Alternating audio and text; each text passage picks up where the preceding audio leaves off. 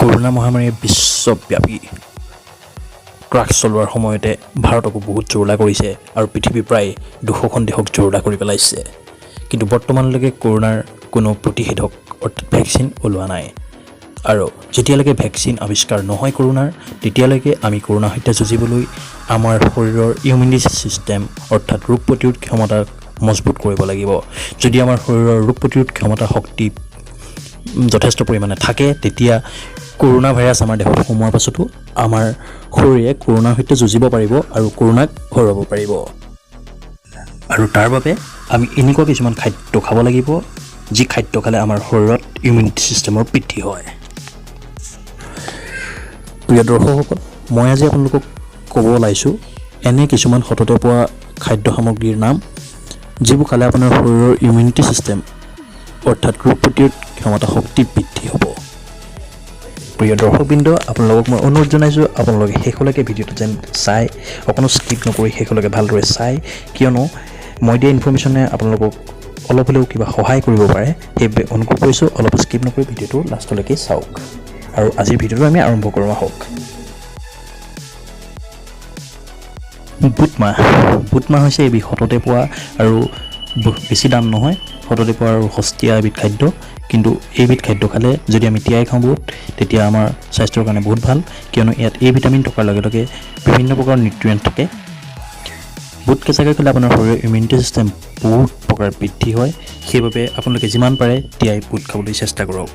আৰু ইয়াৰ দামো বৰ বেছি নহয়, যিটো আমি সহজে পাবও পাৰোঁ, সহজলভ্য।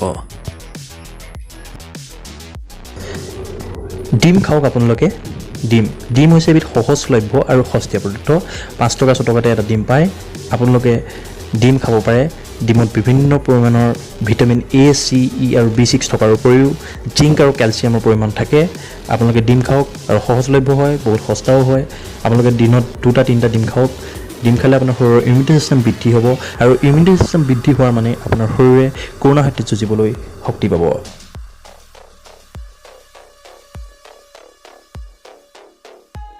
নেমু টেঙা ইমিউনিটি ছিষ্টেম বঢ়াবৰ বাবে আমাৰ শৰীৰত ভিটামিন চিৰ বহুত প্ৰয়োজন হয়।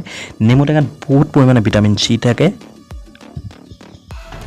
আৰু যি ৰক্ত কোশিকা বৃদ্ধি পোৱাত সহায় কৰে, আৰু যি ইনফেকশ্যনৰ পৰা বাচিবলৈ মহত্বপূৰ্ণ ভূমিকা লয়।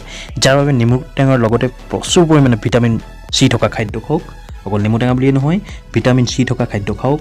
আৰু নেমু টেঙা খুব চৰ্বত কৰি খাওক, ভাতৰ লগত খাওক, নেমু টেঙা খাওক, খুব খাওক, কিয়নো ইয়াত ভিটামিন চি থাকে, যি আমাৰ ৰক্ত কোশিকা বৃদ্ধি হোৱাত সহায় কৰে।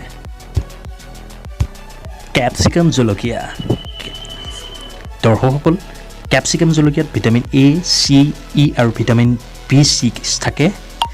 আৰু এই খাদ্যবিধ সহজলভ্য হয় আৰু দামো বৰ এটা বেছি নহয়। সেইবাবে আপোনালোকে কেপচিকাম জলকীয়া খাওক, চব্জিত দিয়ক আৰু খাওক, কিয়নো ইয়াত মানে ইমিউনিটি ছিষ্টেমটো বহুত থাকে। এইটো খালে আপোনালোকৰ ইমিউনিটি ছিষ্টেম বৃদ্ধি হ'ব। ত' এইটো বহুতটা বেছি দামী বস্তু নহয়, আপোনালোকে সেইকাৰণে যিমান পাৰে কেপচিকাম জলকীয়াও চব্জিত দি খাওক। হেল্ল' দৰ্শকবৃন্দ, আপোনালোকক জনাইছোঁ যদিও আপোনালোকে এতিয়ালৈকে আমাৰ YouTube channel Assamese all in one subscribe কৰা নাই, তেতিয়াহ'লে প্লিজ তলত থকা ছাবস্ক্ৰাইব বাটনটো ক্লিক কৰি নটিফিকেশ্যনটো অল কৰি দিয়ক, কিয়নো তেতিয়া মই আপলোড কৰা সকলো ধৰণৰ ভিডিঅ'ৰ নটিফিকেশ্যন আপোনালোকে পাই থাকিব। ব'লক তেতিয়াহ'লে আৰম্ভ কৰোঁ আকৌ পুনৰ আজিৰ ভিডিঅ'টো। হালধিয়ে আমাৰ স্বাস্থ্যত বহুত পৰিমাণে ইমিউনিটি ছিষ্টেম বৃদ্ধি কৰাত সহায় কৰে। সেইবাবে ৰাতিৰ খোৱাৰ আগত এগিলাচ গাখীৰত আধা চামুচ হালধি দি গৰম কৰি সেৱন কৰক, আৰু তেনেকৈ খালে আপোনাৰ শৰীৰৰ ইমিউনিটি ছিষ্টেম বৃদ্ধি হ'ব, যাৰ ফলত কৰোনাই আপোনাৰ দেহত সোমালেও আৰু আপোনাৰ শৰীৰৰ ইমিউনিটি ছিষ্টেমে তাৰ সৈতে যুঁজিবলৈ শক্তি পাব। সেইবাবে আপোনালোকে হালধি খাওক গাখীৰৰ লগত, গৰম গাখীৰৰ লগত যিমান পাৰে। শৰীৰৰ ইমিউনিটি ছিষ্টেম বঢ়াবলৈ আমি গৰম খাদ্য খুব খাব লাগিব। তাৰ মাজত আছে আদা আৰু নহৰু। আপোনালোকে আদা আৰু নহৰু খাওক, কিয়নো আদা আৰু নহৰুৰ ৰোগ প্ৰতিৰোধ ক্ষমতা শক্তি থাকে। ঠিক আছে, সেয়া আপুনি চব্জিতে দিয়ক, তৰকাৰীতে দিয়ক, বিভিন্ন প্ৰকাৰে আপুনি আদা আৰু নহৰু ব্যৱহাৰ কৰক। আৰু কিয়নো আদাত প্ৰ'টিন, আইৰণ, কেলছিয়ামৰ দৰে তত্ত্ব থাকে, আৰু যিবোৰ খালে আমাৰ শৰীৰৰ ইমিউনিটি ছিষ্টেমৰ বৃদ্ধি হয়। সেইবাবে আপোনালোকে প্ৰায় আদা নহৰু যিটো পেষ্ট, আদা নহৰু দি মাছ মাংসতেই হওক বা চব্জিতেই হওক আদা নহৰু খাবলৈ ব্যৱহাৰ কৰক।